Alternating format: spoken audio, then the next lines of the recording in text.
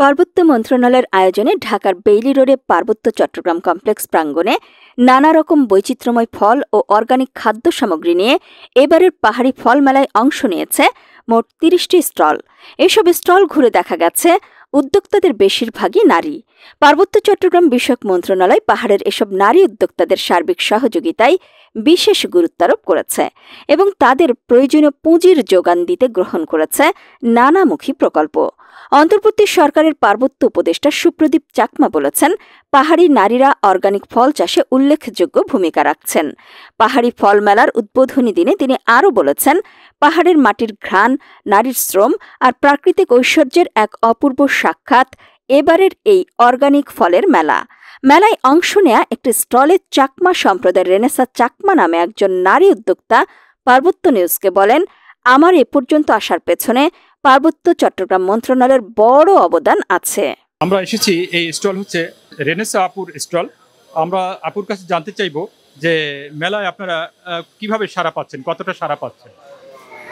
সবাইকে অসংখ্য ধন্যবাদ আমাদের মেলায় আসার জন্য। আমার নাম রেনেসা চাকমা, আমার উদ্যোগের নাম টুকিটাকি।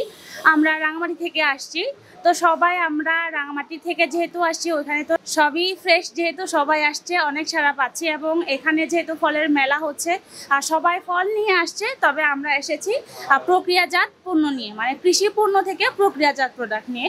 তো তার মধ্যে থেকে আমার আছে জ্যাম আছে, আমাদের ফ্রেশ কাঁঠাল, আম, আনারস দিয়ে তৈরি। আর একটু দেখাই, এটা হচ্ছে মিক্স ফ্রুট জ্যাম, এটা হচ্ছে কমলা আছে পাহাড়ের, সে সাথে আনারস আছে, আম আছে এবং পেয়ারা দিয়ে তৈরি। তো এটা অনেকদিন রাখা যায় এবং এটার উপরে আমি হচ্ছে বাণিজ্য মন্ত্রণালয়ের অর্থায়নে থাইল্যান্ড থেকে প্রশিক্ষণপ্রাপ্ত আমি কৃষিপণ্য প্রক্রিয়াজাতকরণ নিয়ে হচ্ছে ট্রেনার হিসেবে এখন কাজ করছি। তো এটা আমার হচ্ছে প্রক্রিয়াজাত একটা প্রোডাক্ট। তো এটা হচ্ছে মরিচ, পাহাড়ে তো অনেক ধরনের মরিচ হয়, এটা হচ্ছে বালুচরি মরিচ, এটা খুবই ঝাল এবং এইগুলো হচ্ছে জুমে চাষ করা হয়, আর সেজন্য আমাদের শরীরের জন্য ভালো এবং এটা রঙও কিন্তু খুবই সুন্দর আসে। আর এখানে আমরা হচ্ছে দুইটা ব্র্যান্ড মিলিয়ে আমরা এখানে এসেছি। আমরা হচ্ছে একটা নেটওয়ার্কে কাজ করি, আদিবাসী নারী উদ্যোক্তাদের একটা ব্র্যান্ড আছে আমাদের, সাবাঙ্গি নেটওয়ার্ক, ওইখান থেকেই আমরা কাজ করি। তো সাথে এটা হচ্ছে তারেঙের প্রোডাক্ট, আর ওগুলো হচ্ছে আমার নিজস্ব, আমার ব্র্যান্ডের নাম টুকিটাকি, আর এটা হচ্ছে তারেঙের প্রোডাক্ট। এটাও হচ্ছে আমাদেরই মানে পাহাড়েরই মানে মহিলা, যিনি হচ্ছে কৃষি পণ্য প্রক্রিয়াজাতকরণ নিয়ে উনিও কাজ করছেন। তো আমরা দুজনে মিলে আমাদের স্টলটা সাজিয়েছি। তো কাস্টমাররা আমাদের কাছে আসছেন, পাহাড়ের ফ্রেশ জিনিস নিয়ে যাচ্ছেন। তো সব মিলিয়ে এখানে এসে খুবই ভালো লাগছে। পাহাড়ের সময় পাল্টেছে, সাহস আর সচেতনতায় পাহাড়ি নারীরা এগিয়ে চলছে সমান তালে।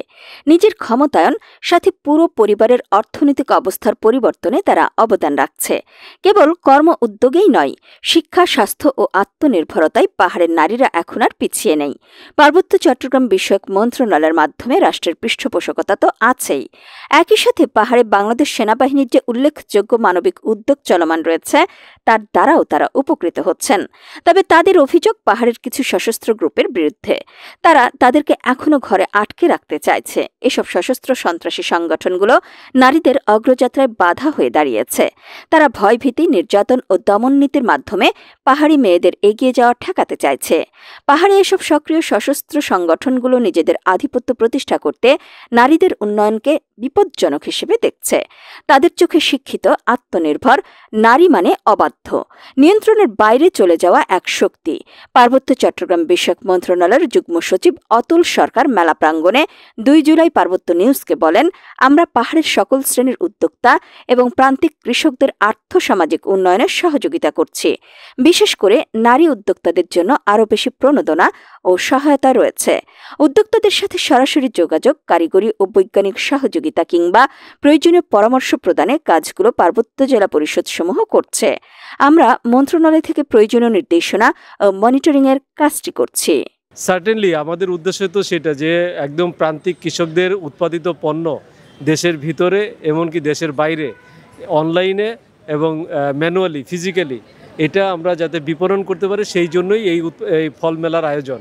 এবং আমাদের লক্ষ্য রয়েছে যে এই কমপ্লেক্সটিকে একটি হাবে পরিণত করা এবং এখান থেকে দেশের অভ্যন্তরে এবং দেশের বাইরে পার্বত্যবাসীদের উৎপাদিত পণ্য ছড়িয়ে দেওয়া। আর পার্বত্য জেলা পরিষদগুলো কি সহযোগিতা করছে এই ক্ষেত্রে আপনার? এটা তারাই করছে। পার্বত্য জেলা পরিষদ, উন্নয়ন বোর্ড, তারপর শরণার্থী বিষয় টাস্ক ফোর্স, তাদের সকলের সম্মিলিত প্রয়াস এটা আয়োজিত হচ্ছে। মন্ত্রণালয় এখানে জাস্ট কোঅর্ডিনেটর ভূমিকা পালন করছে। কেবল পাহাড়ি ফল মেলায় নয়, এরকম ব্যতিক্রমী নানা উদ্যোগ ও আয়োজনের মধ্য দিয়ে পাহাড় আর সমতলের মানুষের মধ্যে অনন্য মেলবন্ধন তৈরিতে আরও কার্যকর পদক্ষেপ গ্রহণ করবে পার্বত্য চট্টগ্রাম বিষয়ক মন্ত্রণালয়, এমনটাই আশা করছেন সংশ্লিষ্টরা। তারা বলছেন, পাহাড়ের মেয়েরা এখন আর ঘরে বসে থাকা নীরব অবলম্বন নয়, তারা তথ্য প্রযুক্তি আর আধুনিক শিক্ষা প্রশিক্ষণের মাধ্যমে নিজেরাই নিজেদের পথ খুঁজে নিতে চায়। তারা চায় রাষ্ট্রের পৃষ্ঠপোষকতায় পাহাড়ের উন্নয়নের দ্বারা জাতীয় উন্নয়নে অংশীদার হতে। মেলায় কেমন সাড়া পাচ্ছেন? কেমন? অনেক ভালো সাড়া পাচ্ছি এবং সবচেয়ে বেশি ভালো লাগছে, এর আগে যতগুলো মেলা আমরা অ্যাটেন্ড করেছিলাম এই মেলাটা সবচেয়ে বেশি নিট অ্যান্ড ক্লিন এবং ম্যানেজমেন্ট সব কিছুই ভালো লাগছে। আর যারা দর্শনার্থীরা আসছেন খুবই অমায়িকভাবে আমাদের সাথে ব্যবহার করছেন। 5 দিনের থেকে আরও বেশি হলে মেলাটা আরও ভালো হতো। আচ্ছা, অনেকে বলছেন যে সারা বছরই যদি এইরকম একটা আয়োজন থাকে এবং মন্ত্রণালয় থেকে সেই ব্যবস্থা করা হয় তাহলে উদ্যোক্তাদের জন্য ভালো হয়। আপনার কি মত? অবশ্যই আমার মনে হয় মানে পাহাড়ের থেকে মেইন স্ট্রিম এই শহরগুলোর যেরকম পার্থক্যটা আছে, যেরকম আলাদা একটা সাংস্কৃতিক ইয়েটা আছে, ওইভাবে যদি সারা বছরের জন্য এইরকম করে আমাদেরকে ঢাকায় আসার সুযোগ দেওয়া হয় এবং এখানে এসে মেইন স্ট্রিমের সাথে আমাদের পণ্যগুলো বিনিময় করার সুযোগ দেওয়া হয়, অবশ্যই আমাদের উদ্যোক্তাদের জন্য ভালো হয়।